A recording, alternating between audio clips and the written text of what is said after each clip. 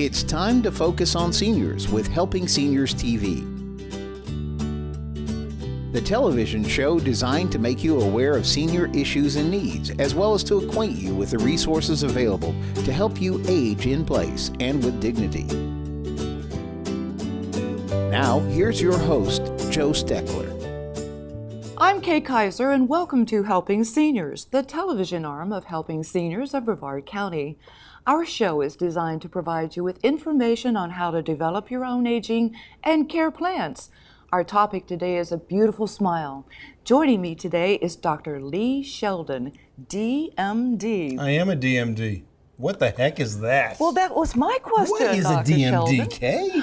That is my question, and I'm sure that's going to be the audience watching this program question. Can you explain that, Dr. Sheldon? I think our whole purpose in dentistry is to confuse people because you have DDSs, which is Doctor of Dental Surgery, and you have DMD, which is Doctor of Dental Medicine, but it should be DDM.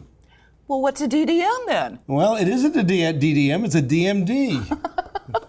Denturiae Medicinae Doctoris.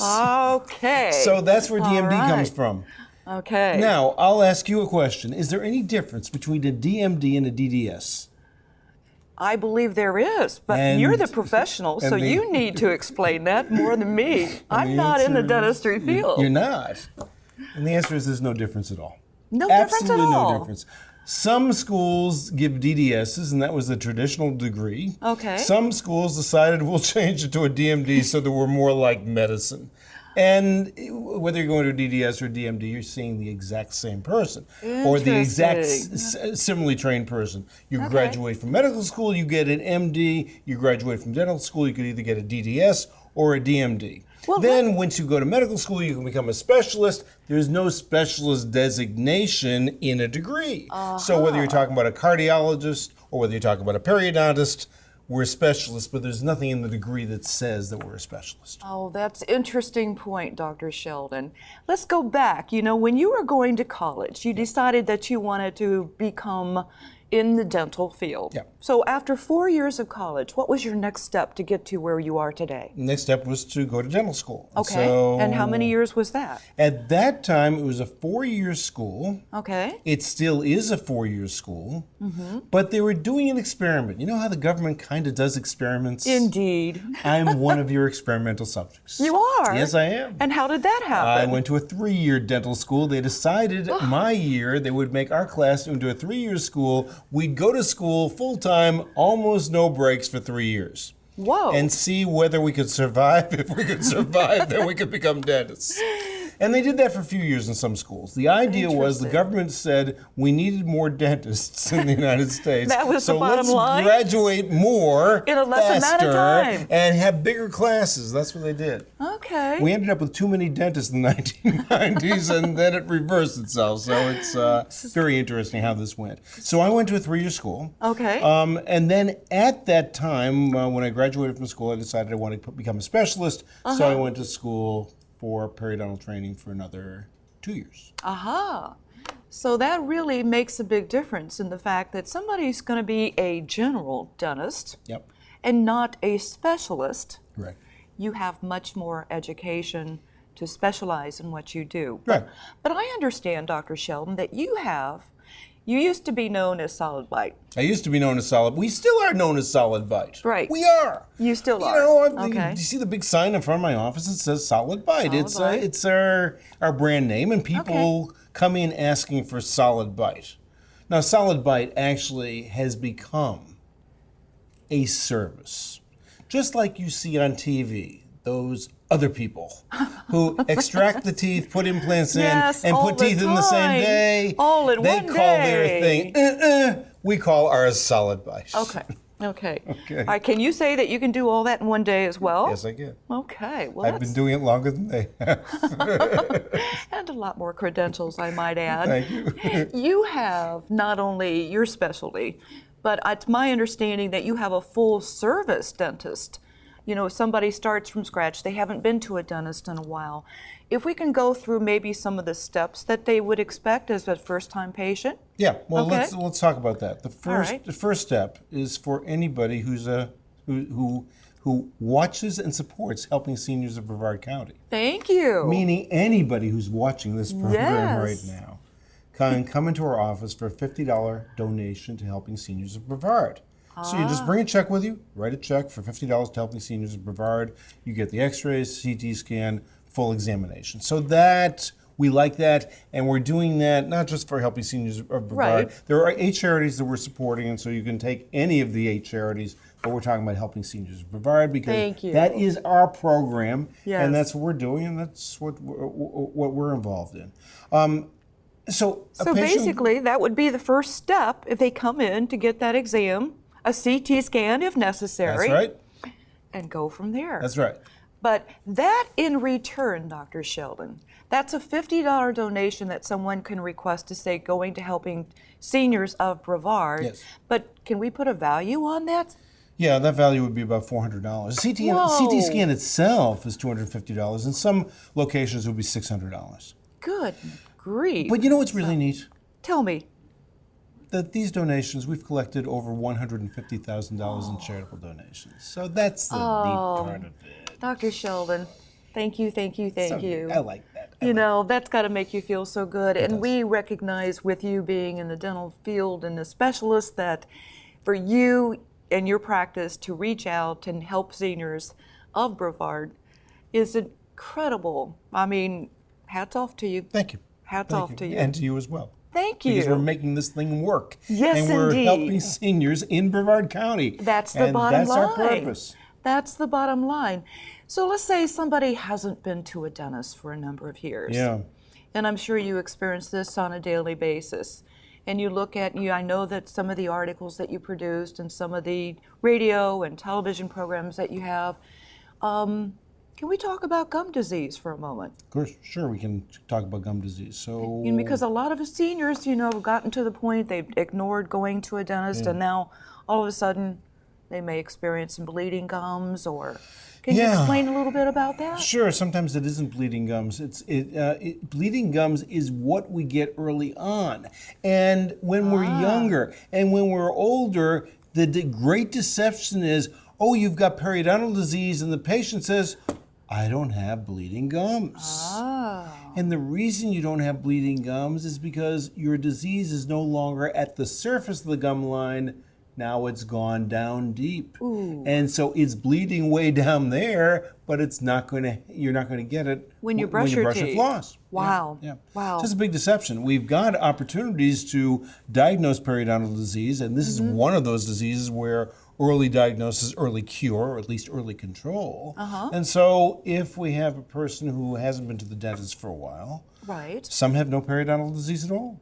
Some have lots of periodontal disease. About 50% of the people in the United States have periodontal disease to a significant extent. To some extent. So it's very important, and I understand, if I'm not mistaken, some of the equipment that you have is far superior than they may have just going to a regular dentist to predict gum disease. Am I correct on that? Well, I think if you're going to a specialist, there are certain expectations that you have of a specialist. Right. And one of the expectations is that within that particular specialty, that specialist is really on top of his or her game. Okay. That has to do also with training, and it also has to do with technology. So yes, we do have some technology which we're very proud of for periodontal situations. It is the perioscope, a camera that goes below the gum line so we can actually see what's going on below the gum line, just like you would use an endoscope for any procedure, medical procedure,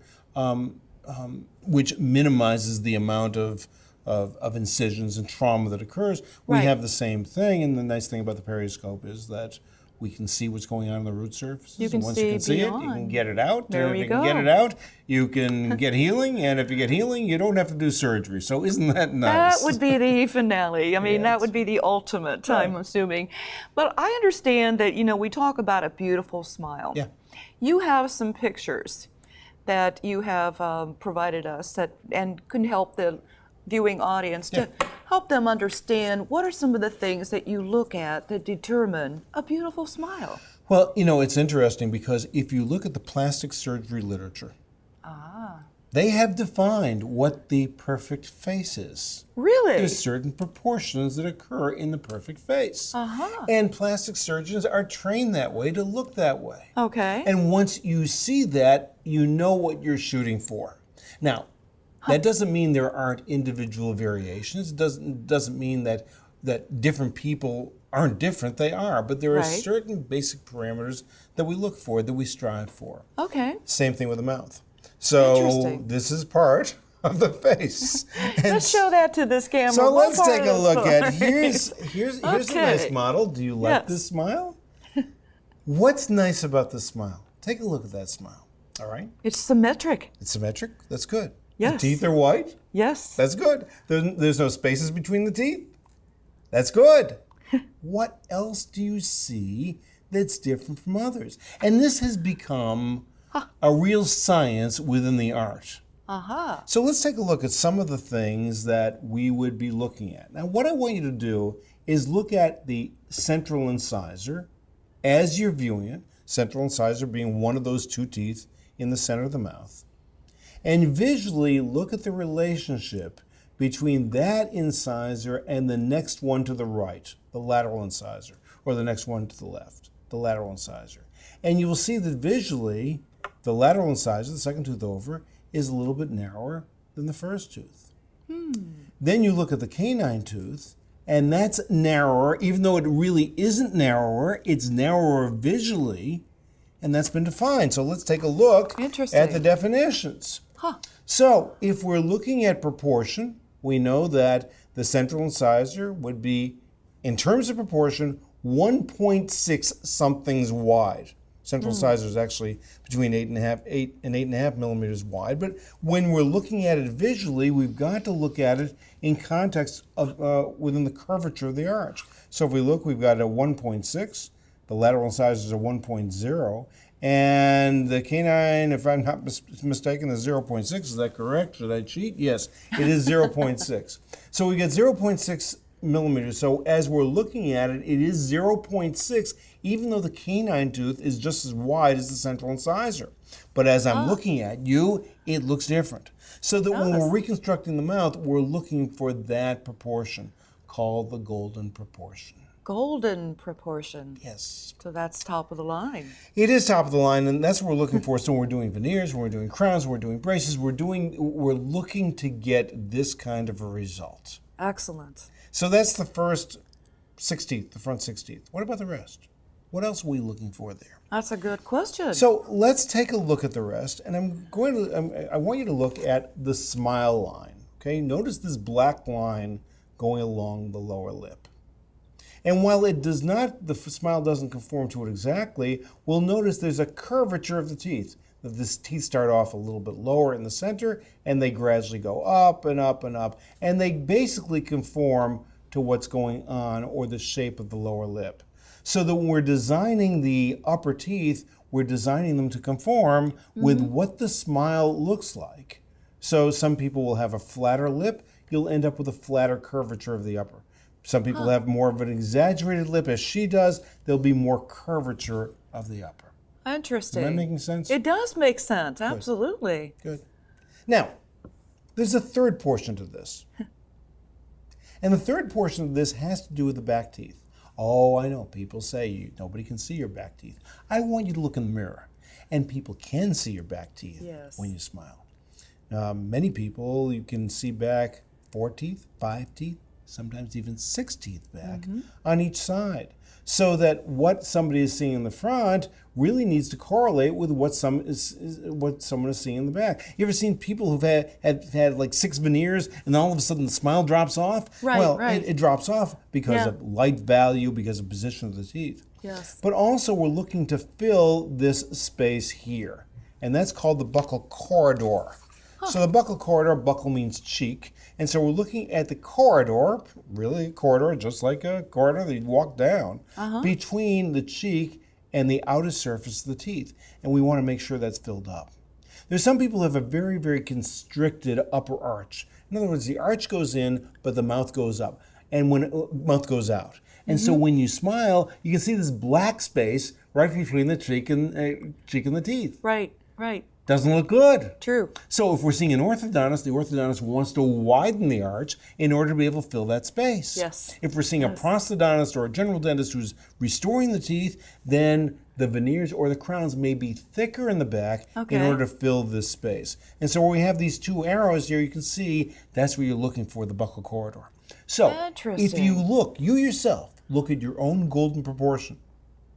Look at your own smile line, and now look at your own buccal corridor. You can critique your own smile and then talk with your dentist about correcting that if that's what you'd like to do. And you also do cosmetic dentistry as well. It's interesting because that's not where I started. I started as a periodontist. Okay. So periodontist, what are we doing? Controlling diseases. Right. We're putting in dental implants. We're providing foundations, and most importantly, and I brought that out in the show. Right. Most importantly, we're responsible for treatment planning the entire case, primarily the complex case. So it's just like an architect will set up a plan. So will we. Just like we'll have different orders of treatment. If we're setting up a program, there is a certain program in restoring the mouth correctly. A periodontist is trained to do that and is excellent at doing I think the bottom line, Dr. Sheldon, is it all begins with a plan. Make that first step. If you haven't been to a dentist in a while, I'm sure that your office will accept them with warm arms, and you've got a great staff, friendly staff that you're proud of. And I've just heard nothing but fantastic things about your services. So you, in your office specifically, you handle everything. But it all starts with making that first step and making a plan. And I think that one thing that I admire about you personally is the fact that you build a rapport, you build a comfort level with your patients. Your personality, your staff's personality. And a lot of people, they're so fearful of going to a dentist, so that, you develop that relationship. It's kind of like what I do when I answer the phone to a caller, in the fact that I'm able to pull out of them, what else are the things that you're looking for? It's just, there's so many callers that just afraid to call, pick up that phone, and I'm sure the same experience in your patients picking up the phone to call you and say, I got to do something about this. I need to do something about this, but I'm looking for somebody who can help, like you, Dr. Sheldon, educate me along the way. What can I expect? What's the next step?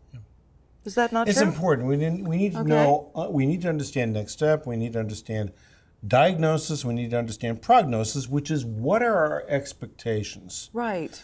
Too often, we're trying to get the quick fix done when in fact, we really need to think about what the future is going to be. Good and point. I don't care whether you're repairing a wall or whether you're repairing a mouth. Right. If your drywall is dissolving and all we're going to do is patch the drywall, but it's because of a leak in the plumbing, let's get this whole thing worked out first so we don't have to do and redo and redo and redo.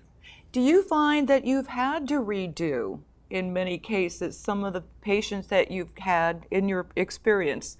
Somebody who may not have had your expertise, let's put it in that context, and that you've had to now repair what maybe was not repaired before. Yeah, and that can occur.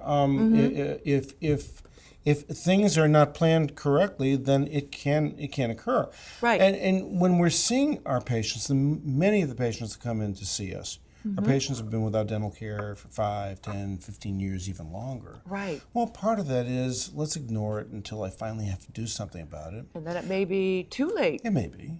Part of that is, well, I only got part of the service done, but I really didn't get the whole thing done. Right. Or part of it is that I went in and just didn't get the plan that I needed, and there wasn't enough room for discussion, or there wasn't enough money, or or things were done perhaps in the wrong order. And they all fall into that category. Right. And so when a patient comes to us, or to an office like us, because there are other offices like us, both in Brevard County as well as across the country. But when you're going to that upper level office, if you will, I mean, the first thing people say is, well, it's going to cost me a lot of money. Well, per service, no, it's not. But in terms of plan, yes, if we're doing the plan correctly, imagine how much it costs to do and then redo and then redo. Yeah, that's the really point that I'm trying to point out, is the fact that, you'd have to redo, and a lot of people I understand from some of the discussions and shows that you've done, people say, well, I just need my teeth extracted. Yeah. I'm going to have dentures. Yeah.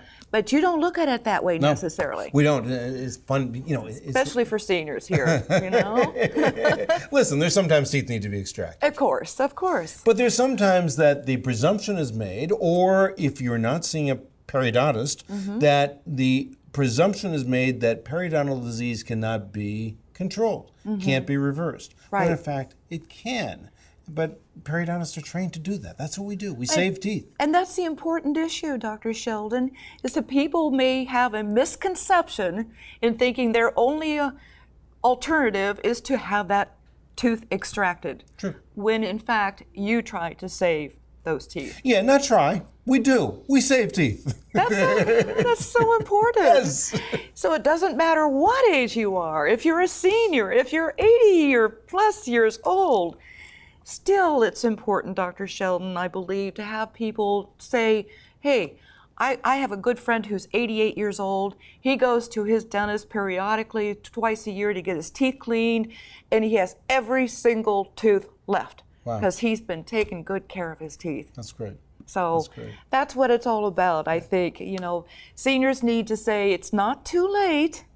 I don't have to have my teeth extracted or be forced to have dentures. Wouldn't you agree? I agree. And if you need to have dentures, well, dentures is one way, but you can have dental implants, and dental implants are very, very successful. And they look like the real thing, too. That's right. We make every effort to make sure they look like the real thing. The technology that you have today is just amazing, what it was years ago. And I'm sure that you follow this to a T. And I think that, basically, we're coming down to our end of our show here. Dr. Sheldon, is there anything that you would like to add? Yeah, there's something that we've been doing. We've been doing it here and across the country, and that is to let patients know that, in fact, you can see a specialist, a dental specialist. Right. And in this case, see a periodontist, because the periodontist is the one who can do advanced diagnosis and treatment planning. And you can see a periodontist on your own. You do not have to be referred to a periodontist in order to take advantage of that expertise. Excellent. Well, I want you to mention one more time, if people really want to come see you, that you will, for a $50 donation. That's right. You will... Examination. Okay. X-rays. All right. CT scan. And meet my great staff. And come up with an entire treatment plan. Yes, $50 donation to Helping Seniors of Brevard. Absolutely, you'll get the whole thing. All you have to do... It'll be about a 2-hour visit in the office. Wow. And you valued that it could be up to $600. That's right. Wow. How can anybody say no to that? I don't know. Understand why. I don't understand why either. Yes. And the bottom line is he's helping seniors of Brevard. Dr. Sheldon has been an excellent underwriter partner with Helping Seniors, and we're always so proud to have you be on our television shows, be on a radio show, provide articles in our newsletter, because part of our mission of Helping Seniors is to educate our readers, our viewers, our listening audience.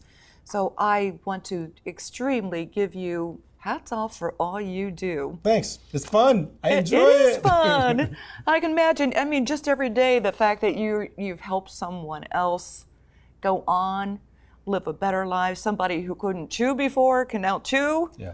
I can remember a story from a fellow who was eating baby food until he was able to get, a denture, for his mouth. And we all participated to try to come in and help this fellow.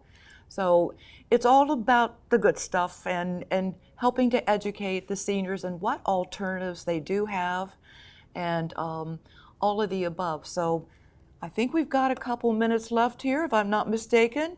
Dr. Sheldon, you said you're the man. You were going to do this interview. Okay, so let's talk about a few things. Number one, we talked about the fact that a patient can come in to see a periodontist on his or her own. What's a periodontist? And that's what we talked about at the beginning. Right. And I want you to think of periodontist as architect of the mouth. That in fact, the periodontist is looking not just from a tooth-to-tooth perspective, but tooth-to-tooth relationship, mouth relationship, bite relationship, and most importantly, prognosis or predictability. What we're trying to do, and what we do very successfully, is to avoid disappointments in dental care by inadequate planning at the beginning. And I emphasize that specifically because people say, oh, I need to be referred to a periodontist. No, you don't. There's sometimes that a patient doesn't know, and sometimes a dentist doesn't know that a periodontist can help. There have been a number of times when people have come to me with a tooth that they were told needed to be extracted, and we were able to save it. On the other hand, they've come to me either before the fact or very often after the fact with a tooth that had been treated, and I would have said, no, it's not worth it. And so there's a reason we get advanced education. There's a reason there are specialists that exist. And so take advantage of that. And we try to make it as inexpensive as possible for you to take advantage of that with this donation campaign. Dr. Sheldon, it's been a pleasure to have you on our television program today. I sincerely thank you, and I want to thank you for watching today's episode of Helping Seniors. Stay with us. We have more educational, and stay tuned to all of our television programs, because that's what we try to do, is educate as well. Thank you, Dr. Sheldon. Thank you, Kay. My pleasure. I'm Joe Steckler. Thank you for joining our program today. I'd like to remind you that our senior information line is available to you at 321-473-7770. There you can get help and direction that could be helpful for your specific situation or circumstances. The work of helping seniors is very important, but we can't do it alone. That is why our sponsors here in Brevard County are so important.